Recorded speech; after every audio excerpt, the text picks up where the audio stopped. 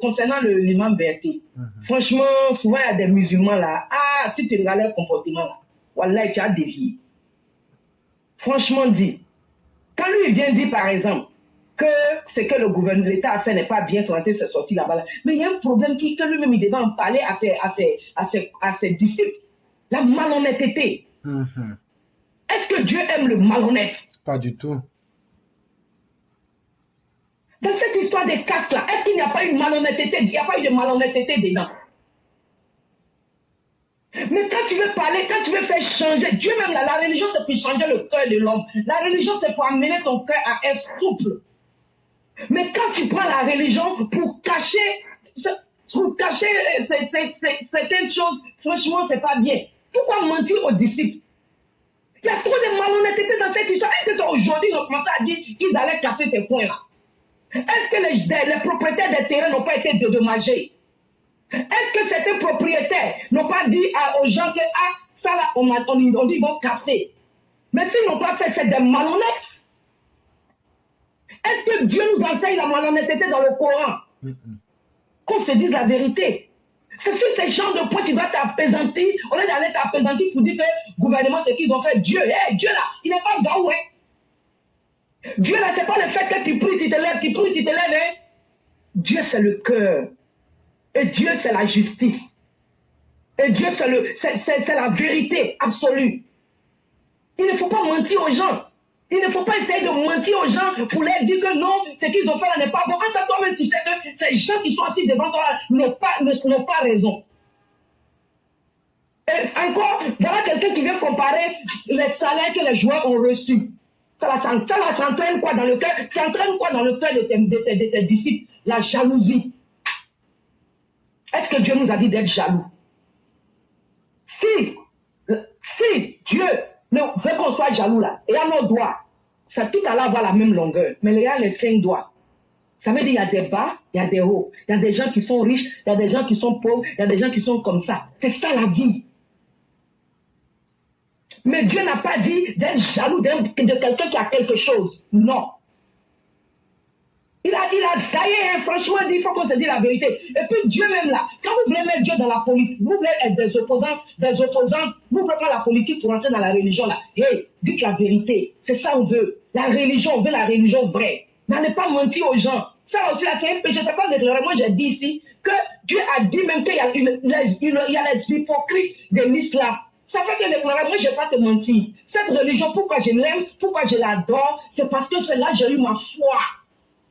Et je n'ai pas de guide religieux. Mon seul guide religieux, c'est Dieu lui-même. Je suis allé chercher à le connaître.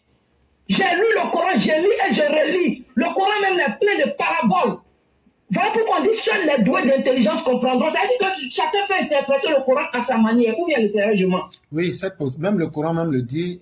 Dans ce livre, il y a plusieurs sagesses. Il y a des versets où les sens sont évidents, tout le monde peut comprendre. Il y a des versets qui demandent une explication beaucoup plus lourde.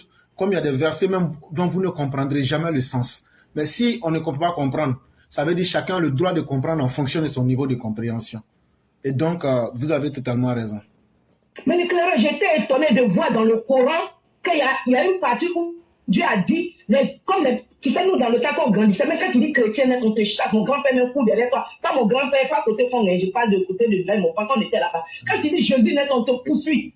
Je n'avais jamais su que Jésus était un prophète de Dieu, je n'avais jamais su. Mais le prophète, je me suis dit que Dieu dit... Oui, mais le prophète de l'islam avait une femme chrétienne. Mais je n'avais jamais su ça. Quand j'ai vu dans le Coran que Dieu dit qu'il y a des bons chrétiens, mais ils ne sont pas beaucoup.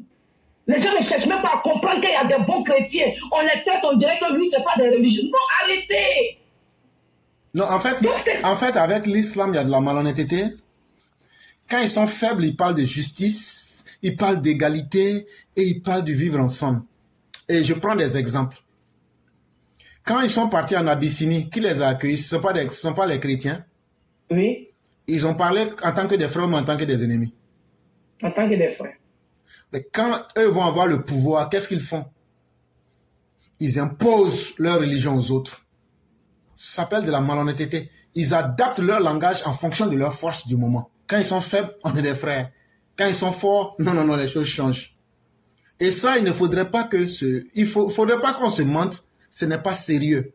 Je ne fais pas le procès des religions, mais j'invoque les faits historiques qui sont là en face de tout le monde. Et ça, c'est des choses qui doivent cesser. Est-ce qu'on ne dit pas dans le même Coran que chacun est libre de choisir la voie qu'il veut? Surat 109, lakum dinikum waliyadin. Est-ce que ça, ce n'est pas une vérité? Est-ce que la voie que moi j'ai choisie là, est-ce que tu sais, qu'est-ce qui m'a mis sur cette voie là, tu connais? Wallahi. Au lieu d'être mon juge, cherche à t'améliorer toi-même avec ton Seigneur. Parce que si Dieu te dit pourquoi il m'a mis dans cette condition-là, tu ne sauras pas et tu n'auras pas les arguments pour m'enlever dessus.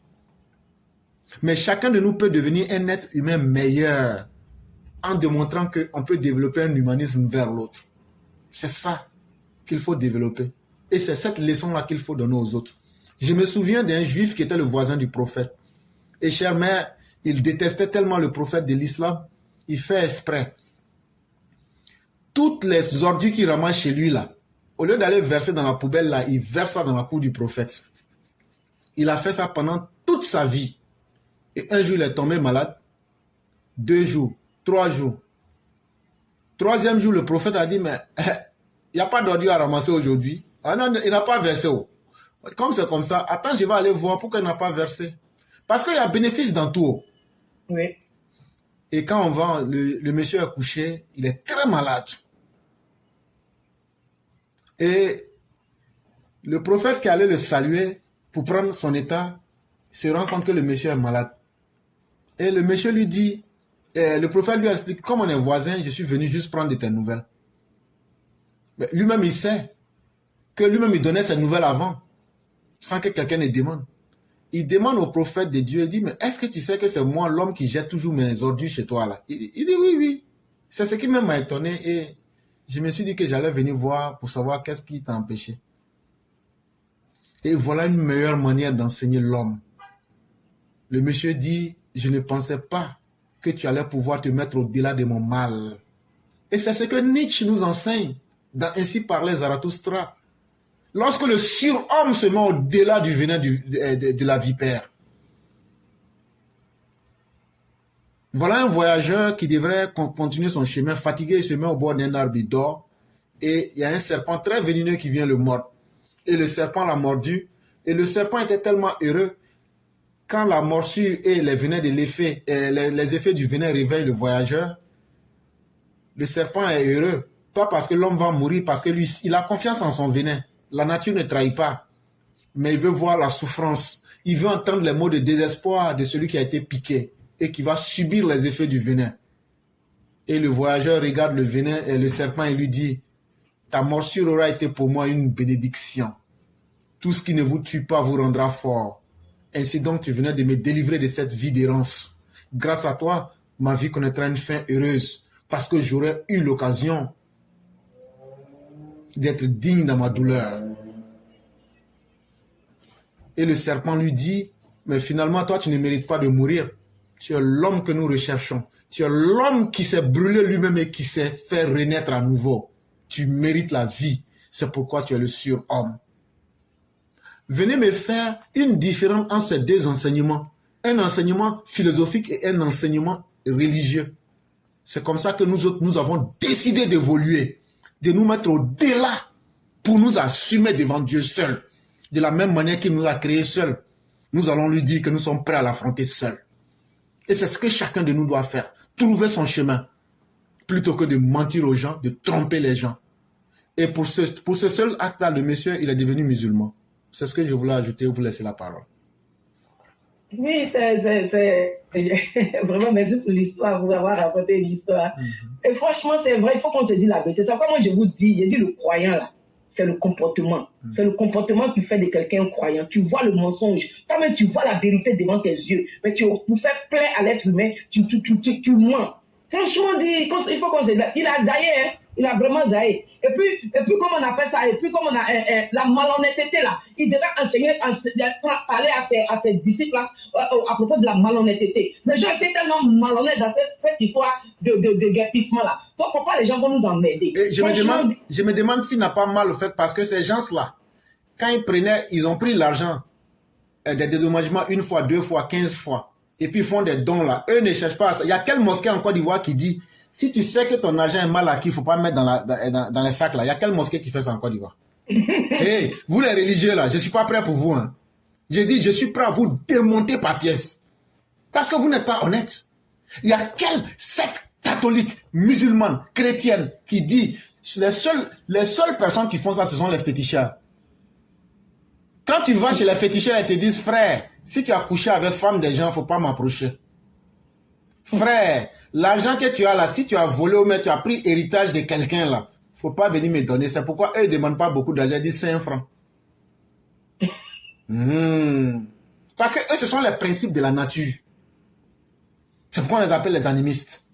Mais vous les chrétiens, vous les musulmans, il y a quelle église, il y a quelle mosquée qui a collecté de l'argent avec ses fidèles, mais qui a pris le soin de dire à ses fidèles, si votre argent est mal acquis, ne le mettez pas dans les poches, mais dans les caisses. C'est une question que je pose à vous les religieux.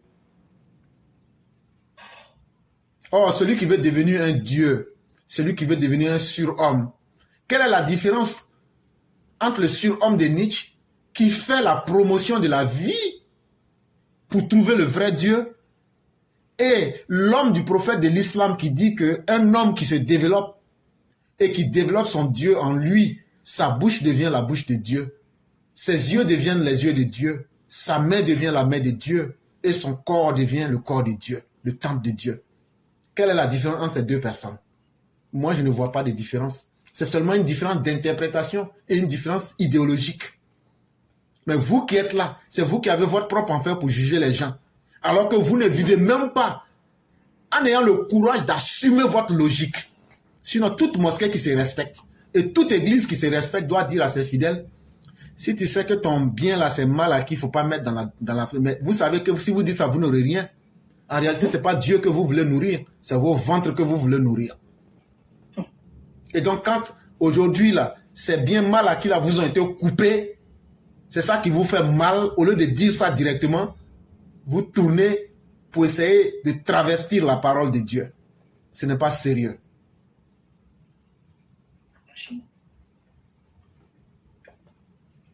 Vraiment, merci, cher frère. Merci infiniment.